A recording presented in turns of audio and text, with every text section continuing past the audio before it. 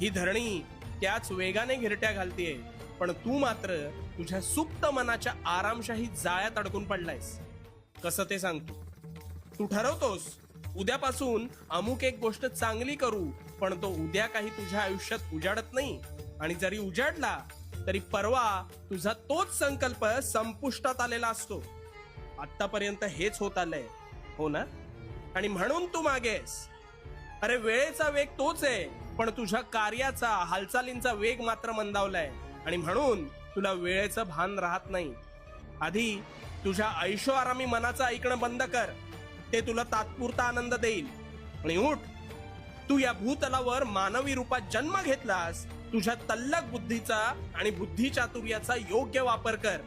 आणि हो, वेळ नाहीये तुझ्याकडे, वेळ नाहीये तुझ्याकडे हे तुझ्या निद्रावस्थेतल्या मनाला खडसावून सांग.